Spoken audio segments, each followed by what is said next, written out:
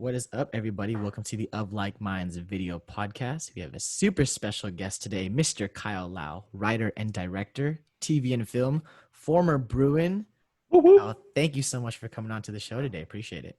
Thanks, Kev. Thank you for having me. Super excited. Glad to see your beautiful face. Glad to see your beautiful face. It's been forever. It's been a long time, Mhm. Kyle. So just kind of starting at the beginning of your journey and just talking about where you grew up and what that was Sure. like. Absolutely. Well, born and raised in the Bay Area, right around San Francisco, California, in this place called San Mateo. Uh, Grew up there my whole life. It was amazing. Loved it. And came down to LA for college and kind of have been in LA ever since. I'm over on the west side, right by this place called Sawtell, if anyone is out there and knows about the eateries out here. Yeah. Absolutely. Well, what was that dynamic? I mean, you're a few years older than I am. So what was it Mhm. like growing up in Yes. the Bay? Thank you for reminding me. I'm very old. Uh, it was fantastic in the Bay. I mean, it's one of those things where I look back now and kind of appreciate it. And like, as you said, I am older, so I am looking for like my family, like when I start a family, Mm, where I want that to be. And like something about the Bay that I just love and appreciate is just that it is so diverse, and not just like racially, obviously, but like in philosophy and economics, and also just like way of life, and religion. And so you get exposed to just so many different things. And so I was thinking about this with some other friends. It was just kind of like, oh yeah, like race obviously is a thing in the Bay, but it wasn't like, oh, I viewed this person just for their character, but mm. they happen to be Syrian, or they happen to be half Asian, half white, or whatever it is, right? But they're my friend. And so growing up in the Bay, like I just feel so blessed and lucky to have such like a diverse and open group of friends, and like exposure to such great cultures that it kind of shapes the way I see things, and opens my mind um, to more than just what I know. So Absolutely. And I think a big part of that exposure is our time in high school and in yeah. school in general, but just talking a little bit about your experience at Hillside High School over in the Bay Area. Sure. Uh, so Hillsdale is a smaller school-ish, like 1,200 kids. I was part of like one of the first years, I think, of where they did this thing called smaller learning communities. And so we would do, it's like 20 kids, a freshman, sophomore year. You kind of like roll with the same 20 kids to every class. So you're like math, English, like you just, it's like a smaller pod so that you get more like connection and intimate like uh teachings from your teachers. And so it was great, it was cool, loved it, had some of the best friends there. And it definitely shaped my like love for what I do now, because basically kind of even before that, like when in middle school, since I was 12, I kind of knew I always wanted to be a filmmaker, or like something in like entertainment, because I started doing like with a little handy cam, little Spielberg shit, just like would make home videos. I made it with my little brother, and that kind of like, it just like sparked. It was like, oh shit, I could do this for a living. Like I could Mm. film something and like cut it so that like I could pretend to throw like a Spider-Man up in the air, and then like cut to like another thing of a toy Spider-Man in there, and then like cut back to me. Like it's like, oh, this is so like crazy, it just blew my mind. And so from there I kind of like always knew I wanted to do, film, TV, something like that. And then so at Hillsdale I was able to explore that, and like actually made a lot of videos for random stuff. It started out with like class assignments. It's like you could write an essay or make a video project. Obviously it's just like, fuck the essay, like I'm gonna do a whole video project where I get to like dress up and like do stupid shit with my friends, and film it and get an A for that. So um, there's that. And then that kind of transitioned into there's a role there called rally commissioner, where I'm sure maybe your high school maybe had like, you throw like high school rallies, right? Hmm. And Hmm. so like the rally commissioners are the ones in charge putting all that together. And I was kind of the guy that was like the video guy for that too. So we would make like epic intros to like come in where like our mascot was the knight, you know, so the knight's fighting our rival, the Dawn, and like, you know, you chasing around San Mateo and like doing all these other things. And all like you look back on it, it's like, man, this is like really bad, but like it is all part of the process. And, you know, and like that kind of was like established, like, damn, like, yes, I want to do film. Like I want to make movies. I want to make TV. Like this is the kind of shit I want to do. And so, that propelled me to be like, oh, where do I want to go to school then? Well, if I had to pick, right, I want to be in entertainment.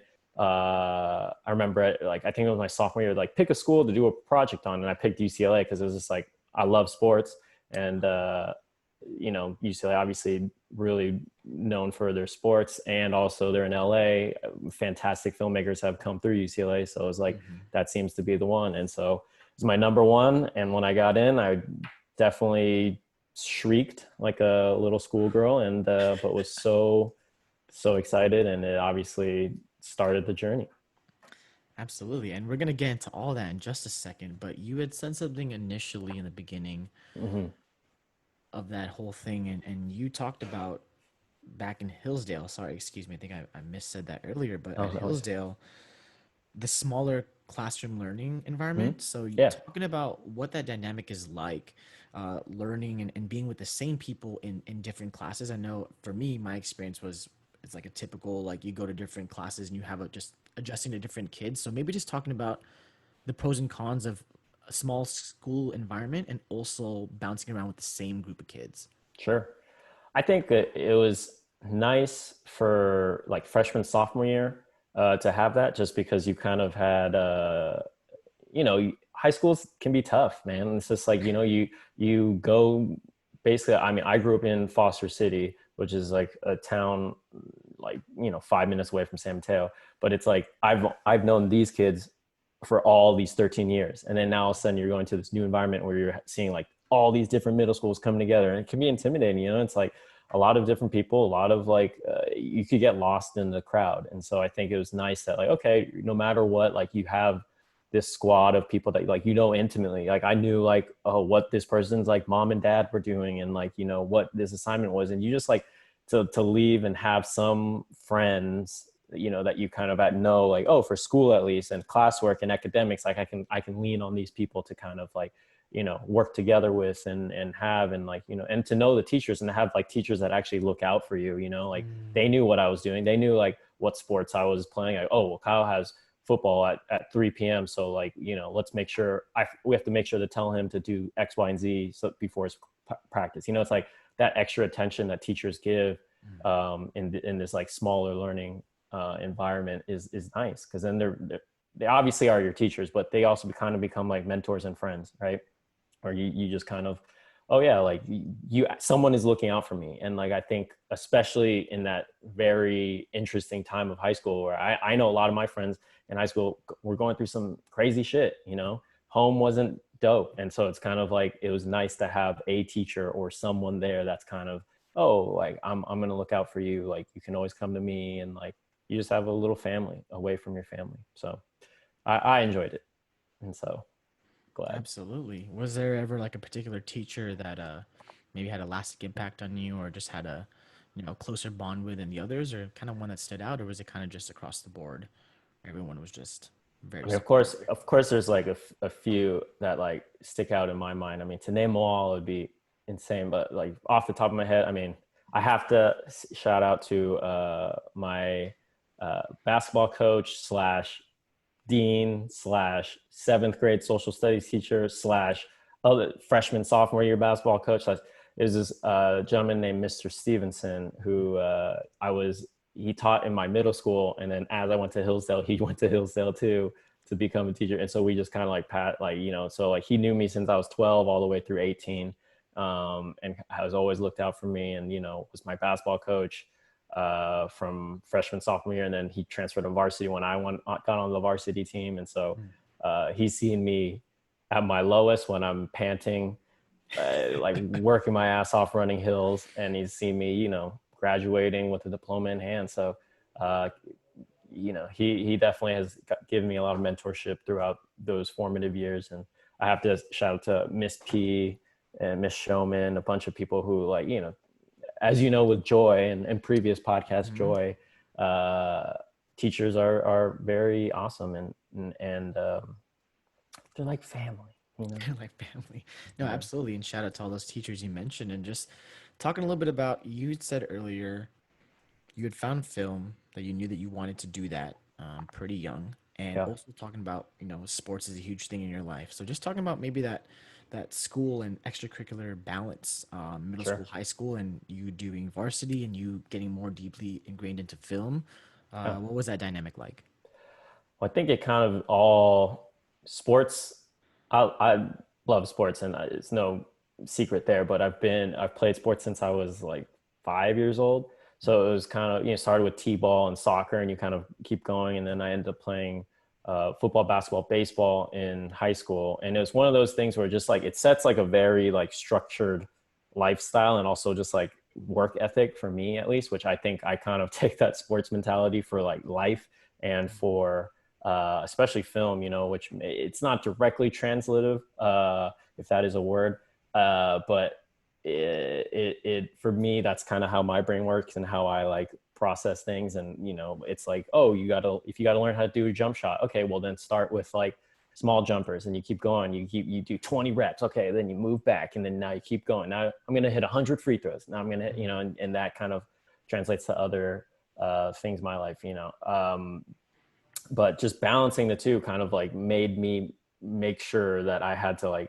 I literally only had from like 3 to 5 to do sports, and then like 5 to 7 do the XYZ, and then like I had to finish all my homework by midnight because I had to wake up at 6 to do jazz band. And I did music as well, and so it was just like you literally had no time to do anything, but like when it's time to be on, you got to be like boom. And so that probably helped form kind of like how I process things, and just like, oh, there's no time to waste, it's not a lot of lollygagging. um, and so it's this constant hustle. Absolutely. And I think it gets to a point where you're kind of stepping foot into all these different spaces. And so for you saying you're doing jazz band and you playing sports and you kind of getting into film, I think there's always that kind of defining moment where you have to decide and choose what you want to commit to, especially when you're deciding to go to college. So Mm-hmm. one, what was that like, just mentally making that decision to commit to film? And obviously you're going to go 100% there. It's going to take away from those other things that you would love and Sure. enjoy. So just talking about that pivotal moment. Right.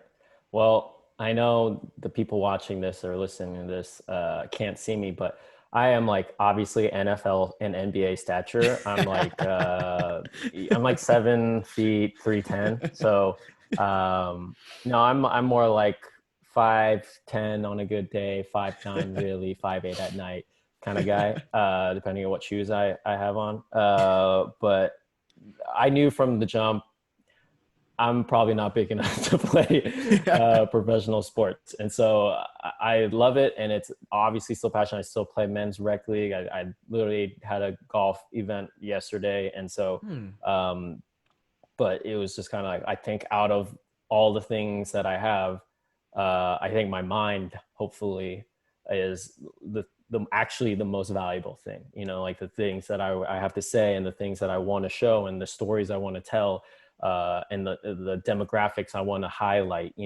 those are kind of, I think, more important than my poor ability to, make a free throw.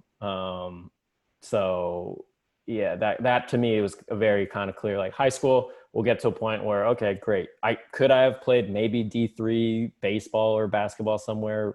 Yeah, sure. But like, it was more like, would I rather do that, play at some small school with like really like, not a big college experience, or go to UCLA, pursue something I'm like passionate about, and also like have that D1 kind of like Mhm. experience. And, obviously that's a very like privileged moment to decide between, but for me, it was very clear. It's just like, sports, it's such a crazy world that I am not uh, blessed enough to be, in the athletic category, the biggest and the strongest. So let me use my mind. Let me use my mind. I love that. Yeah. And Now, you said earlier that you were, I don't know what age exactly, you said maybe 12, but you were young and you did that classroom project and you did it on UCLA. And one, talking about that moment of, or talking about the experience of working towards getting into college and getting into UCLA, and then that Hmm. moment of actually achieving it and what that was like. So, Sure. two-part question. Yeah. I mean, it was one of those things where it's kind of like, I mean, obviously now you say, I think right now I would not have gotten into UCLA because I didn't have like the best SAT scores. That was way back in the day when the SAT had an essay attached to it. Um, but I knew it was a hard school, so I knew I had to. Knowing that my SATs weren't like the best, I had to supplement my resume with other stuff. So preparation wise, that's why I kind of like, yeah, I did jazz band and like committed to that, and then committed to all those three sports for almost all 4 years, and did rally commissioner, and did I had to like do a lot of other things. I feel like too, and did volunteer stuff, did this, and just to kind of make it like, oh, this guy is a well-rounded guy. Like that was Mhm, my way in. I felt like, because it's like, oh, I'm not like going to be the smartest, but I'll work my ass off, mhm, And so I think at Hillsdale, if anyone from Hillsdale ends up listening to this, it's great school. You could work hard to get, good grades, but it also wasn't necessarily the best preparation for college because it was also just like, oh, if as long as you put in the work and grind, like you'll get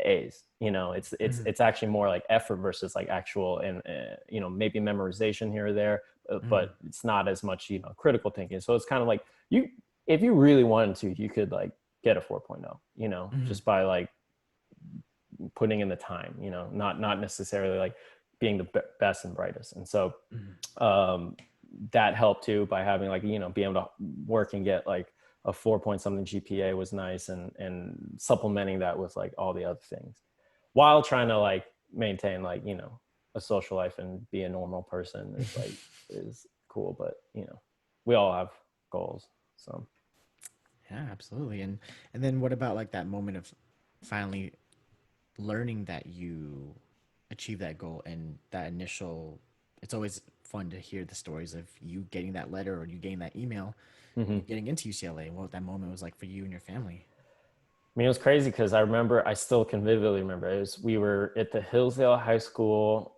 like right by in between theater and the gym. And then my other friends who were also applying to UCLA, they're kind of like, the decisions are out.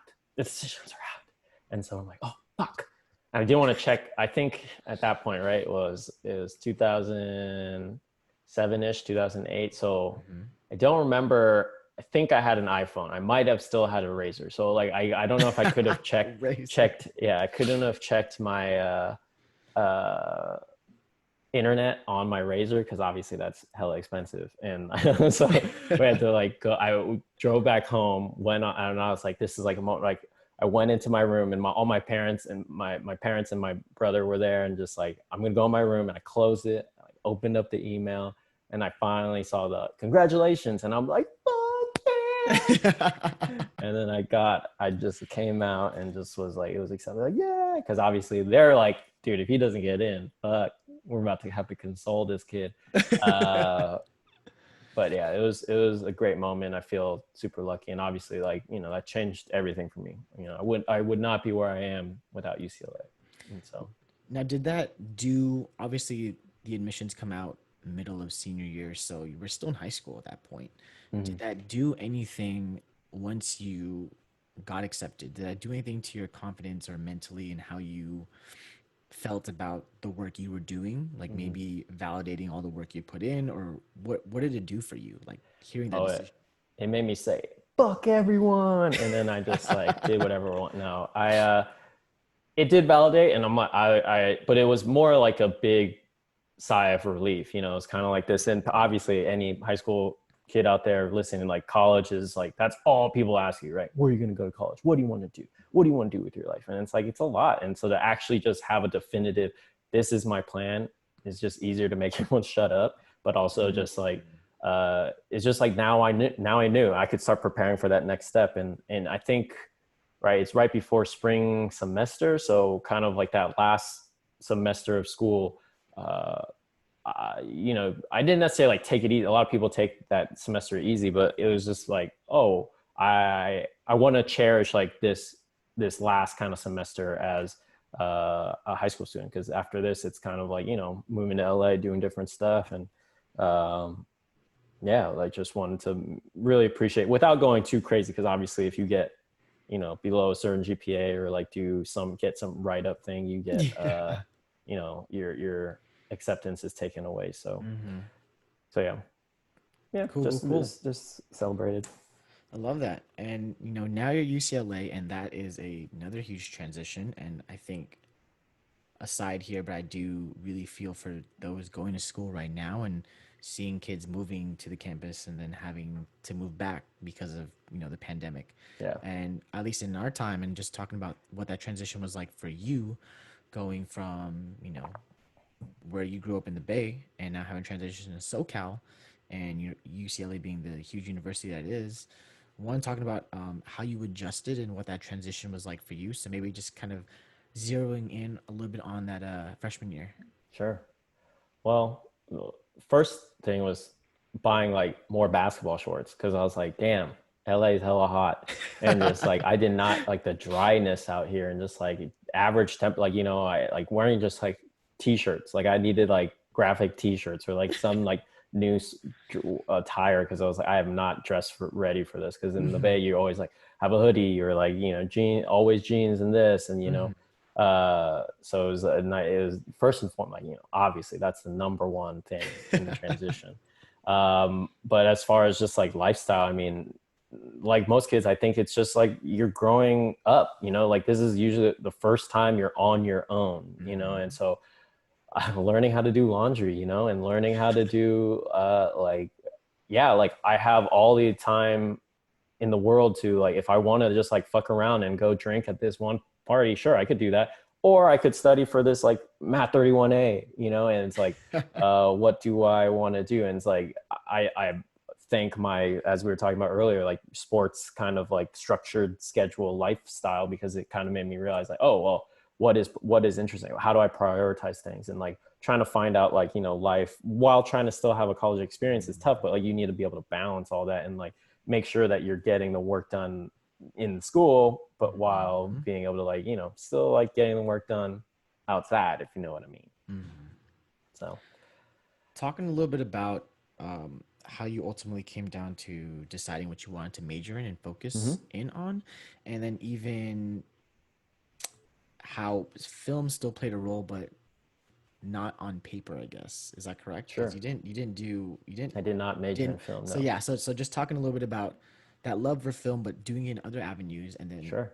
focusing on something else in that balance. Yeah. Well, as far as majors go, I always kind of was good at math and science, and so not anymore. I literally can't even do like tip on a bill correctly.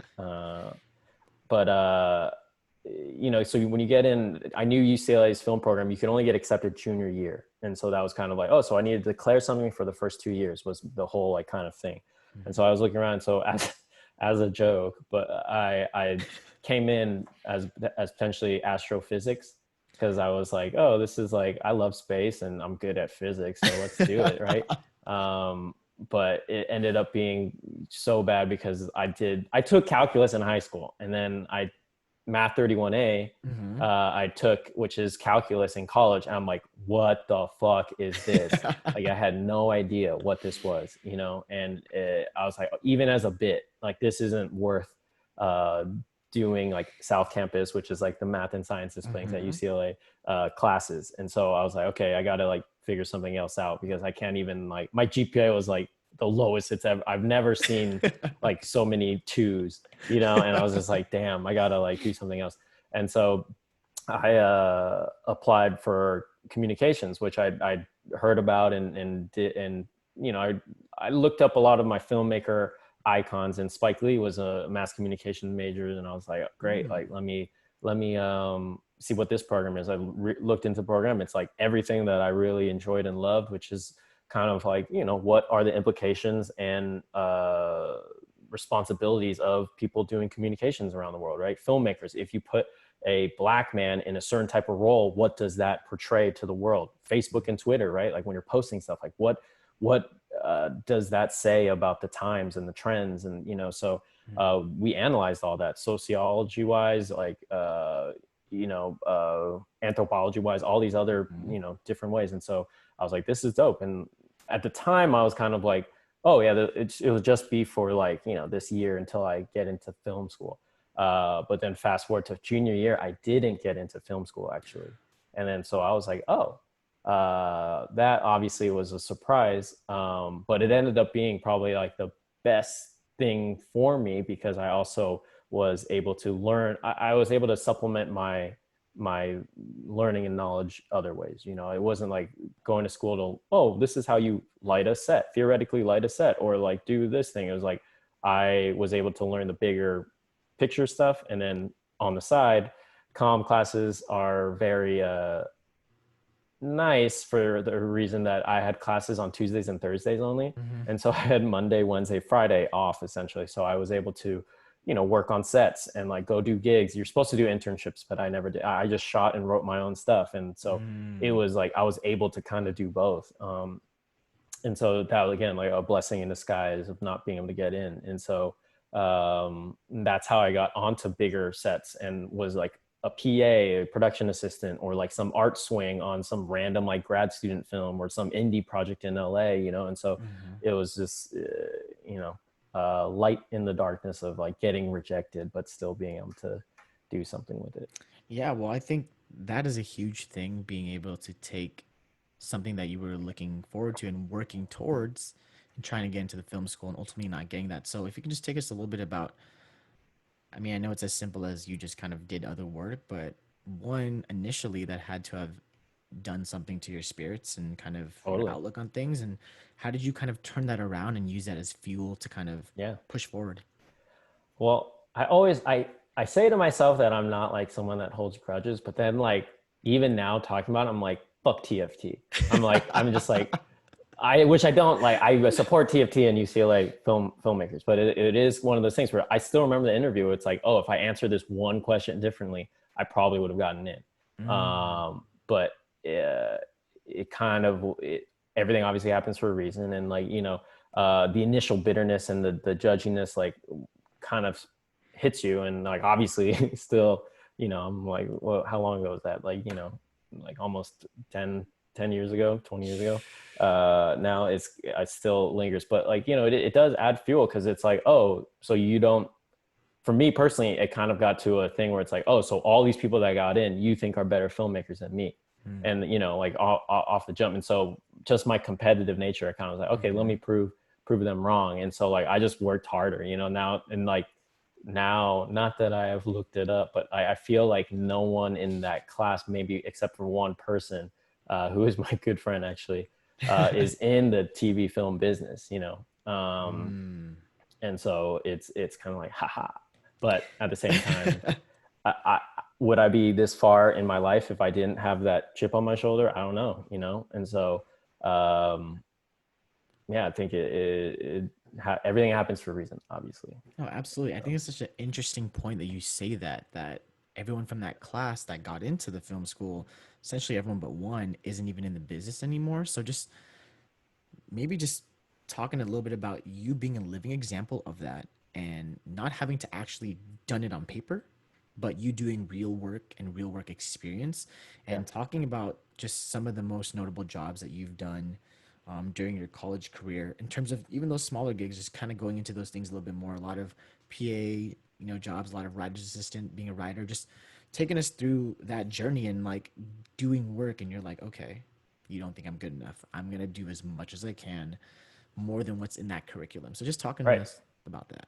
Well, I think that's the interesting about film and TV is like really actually like you don't need to go to, I mean, I'm going to say this with a caveat, but it's like you don't really need to go to college for TV or film. Like if you really want to, like the best way to learn is to just do it, right? If you want to be a Mm-hmm. writer, write. If you want to direct, direct. You want to edit, edit. Like it's very simple, but a lot of people are kind of, there's this mindset of like, well, I have to go to school for it first. I have to do this. It's like, yeah, school is great. Don't get me wrong. I loved UCLA. I think you learn more about yourself as an individual and like you learn about real world stuff at Mm-hmm. school. But like that the degree that says film major doesn't mean anything when you get out in the real world. Like no one in my entire career so far has asked me, oh, are you a film major or anything? It's like, oh, do you know how to roll calls? Do you know how to write a script? Do you know, like, those are the more important things to like actually know.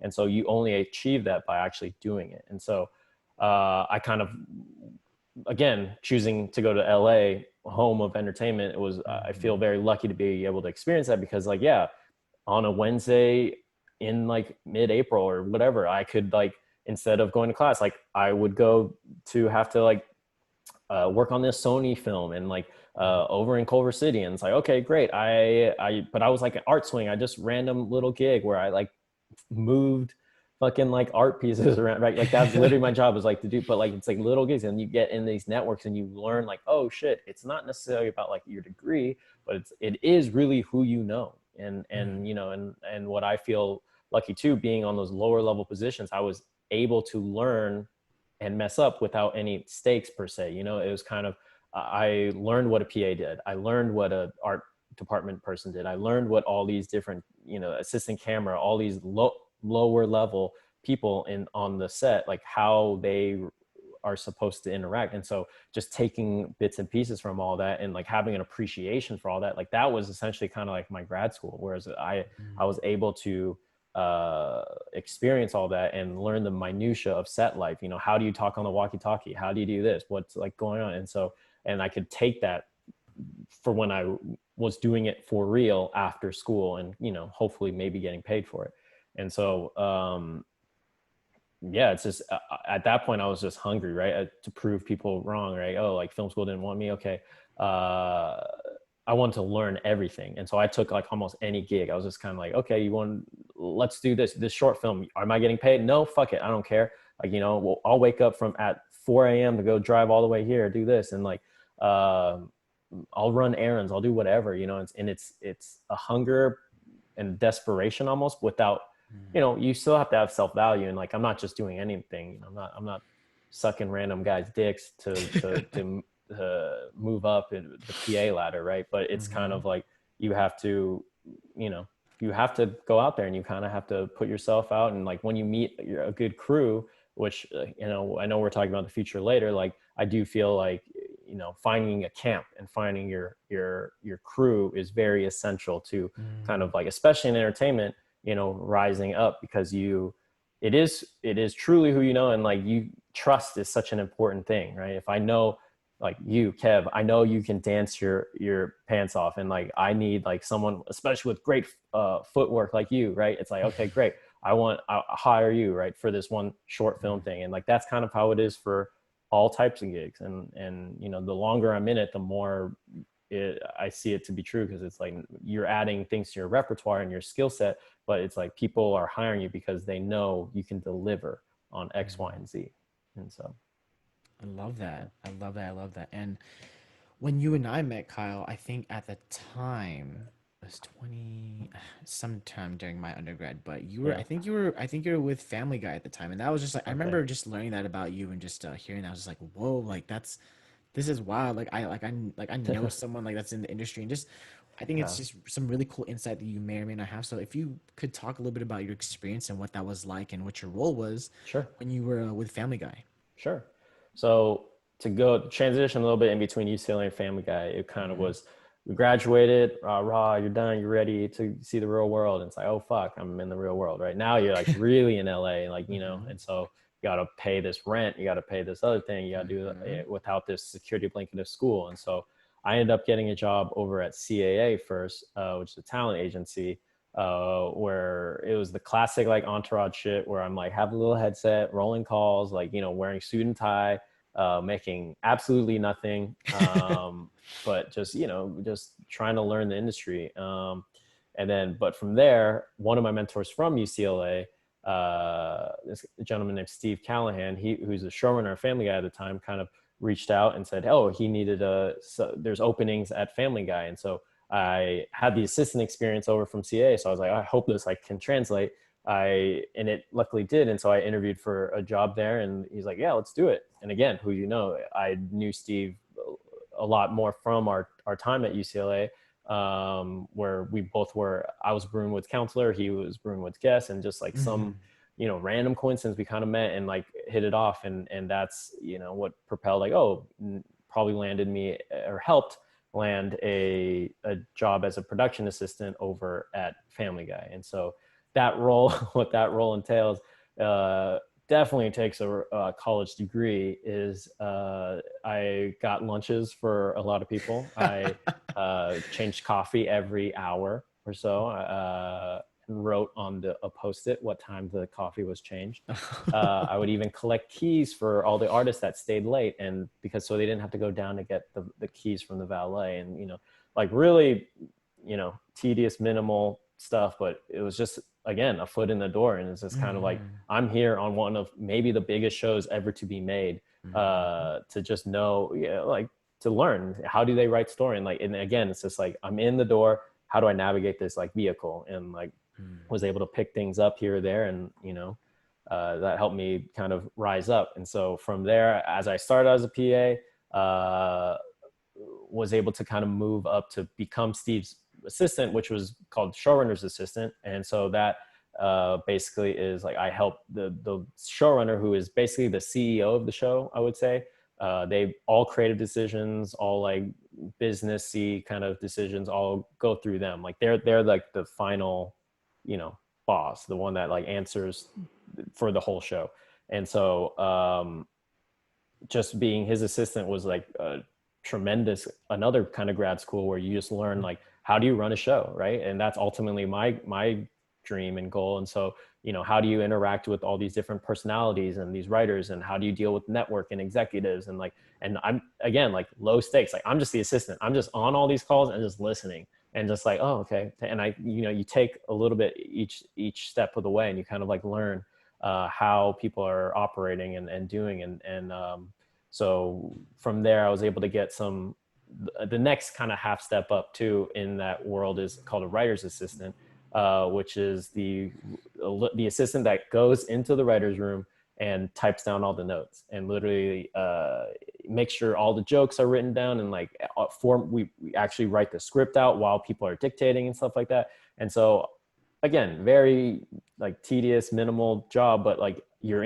literally in the room, and you get Hmm. to uh, learn how people pitch things, and learn like how story is, and learn what's funny, what's not, and what structure and story is. And so I was fortunate enough to, obviously at Family Guy, as a show that continues to get renewed, was able to rise the ranks there. I probably stayed there a little too long, but it's a great family.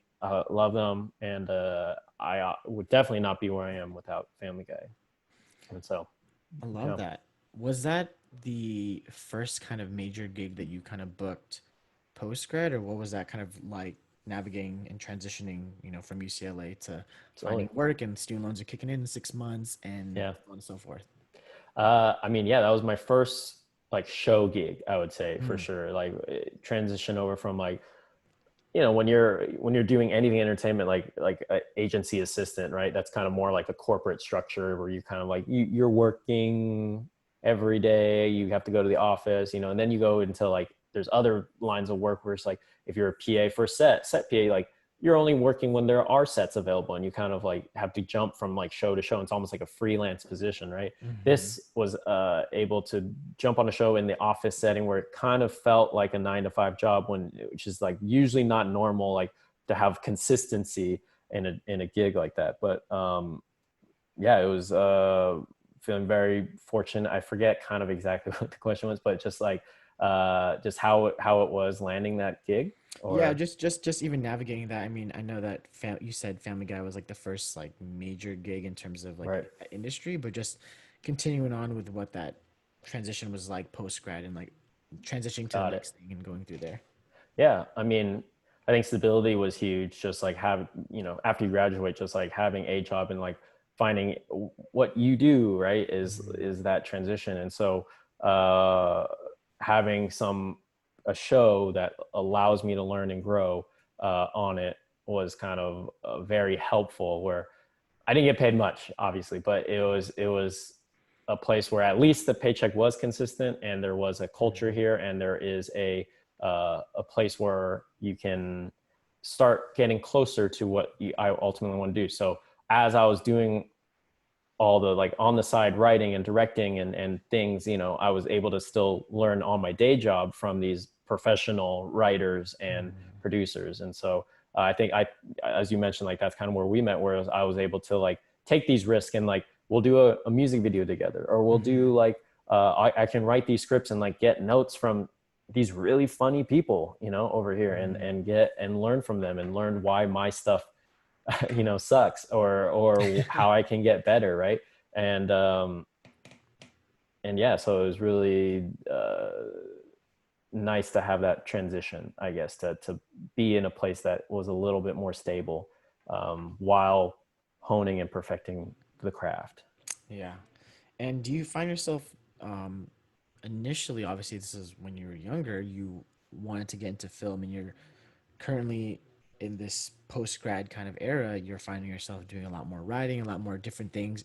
Honestly, just trying to, like you said, get your foot in the door and being in those spaces. But did you ever get an opportunity, or did you ever want to like get back into like hands on with film and like actually controlling, how you're framing things? Or was it more so just like kind of going with what opportunities were given to you and just kind of making the most of that? Totally. Great question. And I think for me, I mean, that's still something that I kind of like have to deal with in my mind and go back and forth with all the time, of like, you know, writing versus directing, right? It's like two very different paths, where you kind of like directing, you have to be hands-on, you have to be shooting things, you have to be behind the camera, all that things. So for me, again, maybe it goes back to that sports thing, but like trying to do everything, and like making sure you're spending enough time dedicating to each craft and to each commitment. And so while at Family Guy, you know, would put on I had this comedy group called 2K Slam, and I think we had you and your group Mm-hmm. come over and dance. And so Mm-hmm. it was like having a little comedy group that we shot sketches, we made videos. So I was able to, you know, use hands-on material, like shoot things, direct things, while still writing simultaneously. And so yeah, I think there's still, and there always is, like an urge to like kind of be behind the camera and like shoot things and just totally be that indie filmmaker. But I also love writing, and I love like the stability of like a structure, and like the power to be like a producer of television, right? That's where in TV, that's where the money is, and that's where you get the rights, and that's how you get the creative know how to have these shows that are out there, and you get to decide what is the creative outlook to it. And so balancing kind of both worlds, where yeah, like I'm shooting like a short film shortly, and like and doing all these other things while like still writing. I love that. Yeah. There's always a lot going on, for you, and just kind of with the writing that you're doing, all the experience you've had obviously in post grad, and whatever you can disclose to us now, but kind of a little bit like what you're more so doing current nowadays. Like, are you Sure. still more so writing, kind of doing more so back into film, like being hands on? Like, what are you currently up to today? Right. Awesome. Yeah. So kind of a little bit of both. So basically after Family Guy, I was able to land a few gigs being assistant still, one of which is working on the show Dead to Me with Liz Feldman. And then I worked over on NORA from Queens, Aquafina's NORA from Queens from Comedy Central. And so that was kind of like one of my last assistant gigs per se. And so I was fortunate enough to be a writer assistant there, which is the one that types all the notes in the room. But they gave me the chance to write a script. And so from there, I kind of like I had one script that I wanted to write, so I wanted to kill it. I worked my tail off to make sure it was tight and funny and finished, and all the years of prepping before and writing scripts on the side kind of, you know, hopefully paid off at this moment, and turned in a script that was not bad. And so they were like, hey, you're not crazy, you're not psycho, like we'll promote you. So they luckily at that moment they promoted me to staff writer, which is the official first kind of like entry level to be like a professional writer in the WGA. And so started there. And then after season one ended, we I was able to land a staff writer gig over at Fresh Off the Boat for season 6, and so I wrote for all of season 6, the final year of Fresh Off the Boat. And then just recently, early this year, pre-pandemic / mid-pandemic, we were writing season 2 for Nora from Queens, where I was able to get a bump up to story editor over there and write another script there. And so after all that, obviously the pandemic hits, and you're kind of, this is exactly the writer's room, and we're doing this transitioning. Everyone's trying to figure out what the industry is. I've been able to start developing projects with people. So from Fresh Off the Boat, I met some producers that want to do a feature film with me. And so we're taking a feature film out. I can't say much about it, but what I can say is that is with some Fresh Off the Boat producers and Steph Curry's production company. And we're going out with a feature film, and I'm, pitching that around town, working from Fresh Off the Boat again, working with Randall Park and his company and developing a feature film. And from my Nora from Queens team, we're developing a TV show, hopefully soon, an animated TV show about the Bay Area with 88 Rising.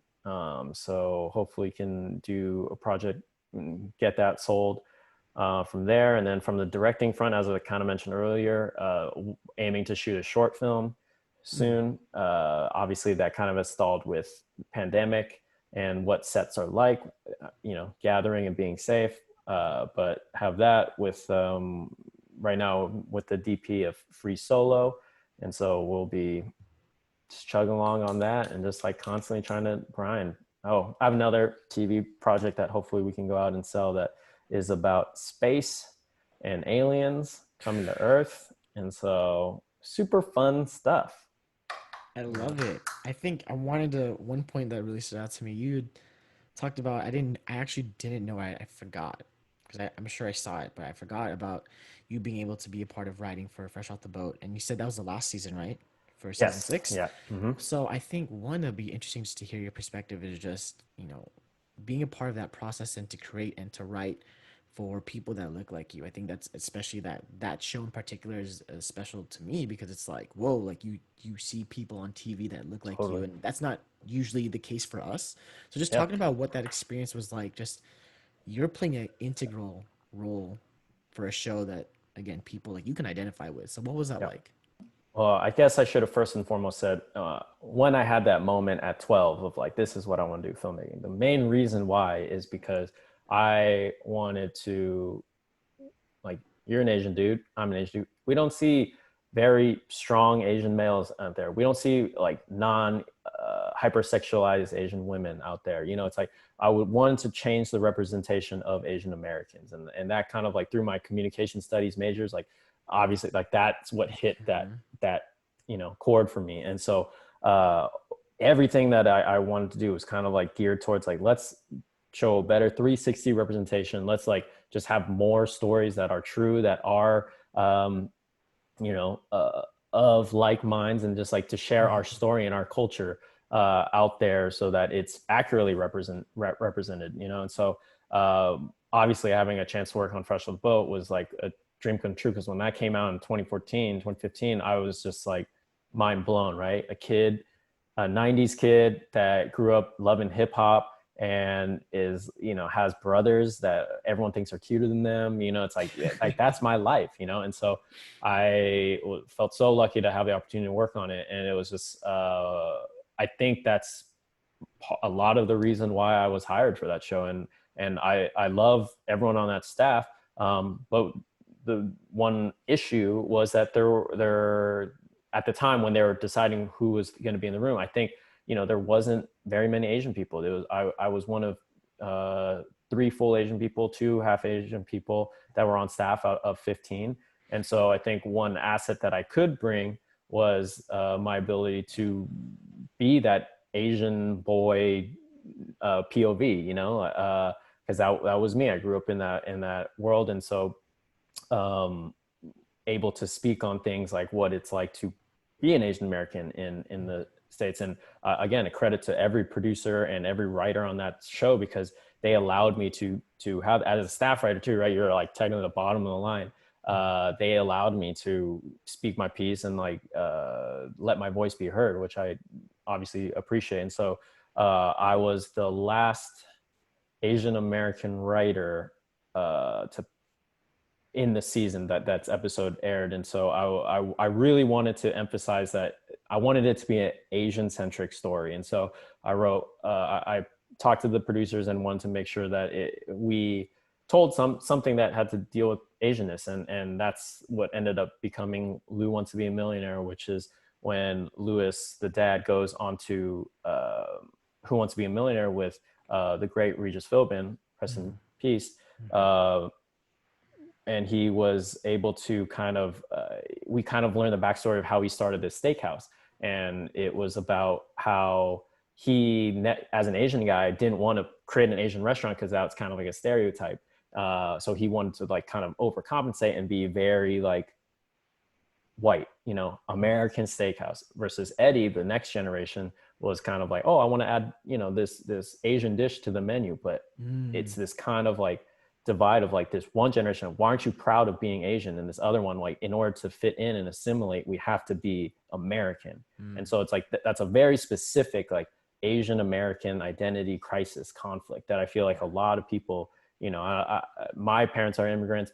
I have dealt with like constantly this clash between like how I feel with like Hong Kong and China versus like how American I feel, and just like this constant like, you know, balance between these two worlds. And so that's something that only Fresh Off the Boat, I think, can talk about specifically. So like I voiced that like, this is something I want to say. And so I think it resonated with some of the people. And again, I thank them for allowing me to like voice that and get to write something like that. It just sounds like a great all across like marriage in terms of that relationship that you had with that staff. Just you, one, having that in your heart to how important that was to you, but then for them to give you that microphone to be able Totally. to project those things. And just and especially in LA too, you wouldn't think, right? LA of all places, it's you know, the land of sugarcoat, and in our industry, especially in the entertainment industry. So I'm really happy that that was able to play out, and especially like in our field. Yeah. um you also said too, Kyle, I think being heard, I kind of just like kept repeating in my head. Mm-hmm. And I think especially nowadays, when a lot of us, myself included, kind of going through a pivot point and kind of trying to figure out, okay, what's the next move? How do I adapt? How do I adapt to this ever changing climate that's happening? For young people looking to maybe get into the field, Mm-hmm. whether it's writing or whether it's production or whether it's film, maybe just, you know, what would you say to them? And you've kind of lived a life of like, you know, a way to do it, but just what would you kind of share with those Totally. people specifically? Well, I think you also hit it on the head right there too. Like, there really is no one way to do it. Um, you know, I know one person that got hired because they had a really funny Twitter, you know, and it's like, that was their thing. Like, they just love writing jokes, and like, they just boom, and they got, so like, anyone that wants to get into entertainment, wants to do, you know, whatever it may be. You want to be an agent, you want to be a writer, director, you want to be, you know, a non-writing producer, right? It's like, I always think it's, well, first and foremost, like, do that thing that you want to do it on your own time. Like, entertainment is so hard to make it because everyone wants the glitz and glam of being in Hollywood and all that stuff, but you're going to be told no so many times. And it's just the only thing that has gotten me through the countless amount of rejection, the countless amount of contests that I never got into, the countless of times that, like, you know, I didn't get into film school, didn't get into this program, didn't get into this, is this like weird undying love for like this specific thing that I love. And so first of all, if you don't have that, I think maybe this is an industry for you. But if you do have that, whatever that is, like, you, that is what you eat, breathe, and sleep. And that is what you kind of like do on your own, like unwillingly, right? If you like telling jokes, you always are telling jokes. If you like, organizing and making sure people have a platform to say stuff, and like connecting people, like, that's usually what you do on your own. And so I do think like it is pursuing all those things, right? If you want to write, if you want to direct, and that's like finding any means possible to do that. And I also think, like, in general, I know this is very open because it's all entertainment, but put your goals and dreams out there too, because someone like me who, like, I constantly, like, get emails and, like, oh, we're looking for an assistant for this show or this thing. I'm working on like 7 projects right now, so it's like, what I want to hook up someone to this job, but, like, on top of my mind, like, I don't know if you want to do that, or who needs this job. But if there was, like, UCLA grad that, like, reached out to me, like, oh, I'm interested in this kind of thing, right? Like, now I know, like, oh shit, like, this person wants to be this role. Okay, I'll try to connect them if I have the opportunity to. And so just putting yourself out there. And I think for me, like, that's kind of also how I was able to go to where I wanted to go, because I was very clear, like, I want to be writer, director, do this. And so whenever there was an opportunity, people thought of me. And and there's obviously a very proper way and to kind of create relationships and establish relationships, but you don't want to be too annoying about, like, oh, I want to be the best actor in the world, hire me for everything. But there's subtlety in networking, but definitely put yourself out there and let your work be shown and be proud of it. And keep trying to get better. I think is, no matter what, like, I truly, sometimes I'm like, I write something, I'm like, how the fuck did anyone pay me to write something? Like, I suck. Like, I'm the worst writer ever. Like, like, I feel like that whatever art and entertainment thing you do, like, that usually at some point you feel like that. If you feel like you're the best person who's never made a mistake ever, I think that is ridiculous. And you constantly want to keep getting better. And so, like, having that motor and that engine to kind of, like, constantly push yourself to keep getting better, to keep creating, to keep doing podcasts and meeting with more guests, like, that's, I feel, a necessary step to continue to reach success. Absolutely. And you said it right there. Just keep putting the work out there. And you saying that person, whoever that person was, getting that job from their social media through Twitter, if you can just talk a little bit too about, especially now, the importance of leveraging your social media and your Totally. platform, and talking about how powerful that is, especially now where a lot of things are going digitally, if you can speak on that. Totally. Yeah. And I think it is powerful. I mean, again, everyone has a different lane, like, I personally don't really use Twitter as much as I probably should. I have other people who are, like, on it every 24/7. They have, like, 200,000 followers, and, like, they're using that leverage, right? I think social media is important, but it's also, like, if you want to get entertainment, it's not the end all be all either. So Mm. don't get discouraged if you get a few views here, you get, like, only a few hundred followers, right?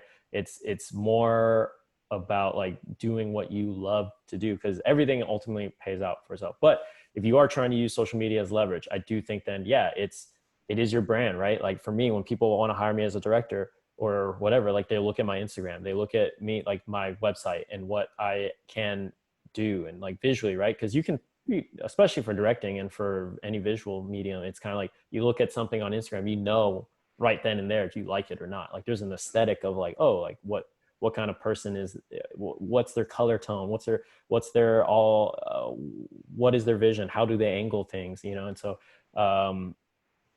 yeah, it's all part of your brand, and I hate that at sometimes, but it is, like, at a certain point, like, you do have to portray yourself, and it is, like, about getting jobs and how you what kind of person you are. And that's why I think, in general, with social media, it's like, you can leverage it, but you also want it to be an authentic representation of you, right? If you love dick jokes, like, then dick jokes are on your Twitter, right? If you're a wholesome ABC family creator, then, like, your Instagram is way more wholesome, hopefully, Hmm. than like what it'd be if you wrote for HBO or something like that, and so um yeah, I think it's just kind of being true to yourself, and, like, it gives you another outlet to let your voice be heard. I wouldn't count on social media to be the way to get jobs, but it can definitely help.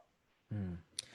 What would you say are your current feelings towards the entertainment industry, and specifically the industry that you're a part of, in terms of TV and film writing, especially being in one of the biggest, if not the biggest, place for that being LA. Just you're feeling towards that whole space as a as its entirety.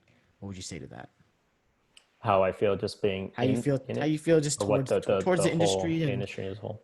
and just the hoops you have to go through it and Sure. balancing the pros and the cons. Your just your Yeah. feelings in general towards it. Yeah. I mean, obviously, like half of me is cynical. It's like, oh, like fuck the industry is so stupid. It's all corporate structure. But then the other half of me like loves it. Obviously, it's such a thrill, and it's like, before I think, especially growing up Asian American, like my parents have very stable careers. My mom's been at her job for longer than I've lived, and my dad has been now in his job for like almost over 20 years, right?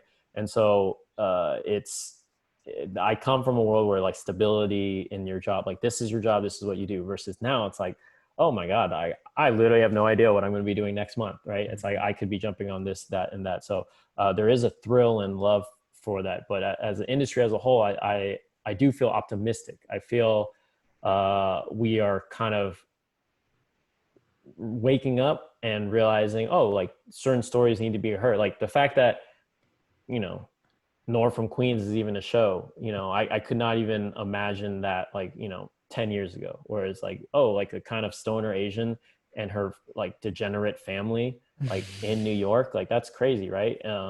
But it goes to credit of like Crazy Rich Asians, Fresh Off the Boat, and like, all these other like plenty, like all these POC shows, like allowing, different voices to be heard. We have Rami, that's like, I would love that there's a Muslim show that's like getting into the nitty gritty of like Muslim culture. Like that's awesome. And with all the avenues out there, streamers and YouTube and all these other, like there's chances for everyone to be heard. It's more saturated, of course, so your shit needs to be great, but it at least allows, like, there is more stories to be shared. And I do think we're collectively getting more, I hate the term woke, but like woke in the sense of understanding like what is truly what the world looks like. We're not all a group of 6 white friends in New York, and so it's cool to see that growth. I love that. Hitting it on the head there for sure. And just kind of now, kind of culminating everything in your narrative, Kyle, and everything you've been through and, figuring out, navigating post grad, I would say really successfully and, Thank you. always having a great relationship with you. But if you can just, all the spaces you've been in and all the people that you've encountered, Mm. both in the industry and outside the industry, if you could say anything, what would you say to your 13-year-old self? Wouldn't change a thing, but what would you say to your 13-year-old self? 13-year-old self, huh? Stop jerking off so much. um and no, maybe, I don't know. I would also just say, honestly, keep like have fun.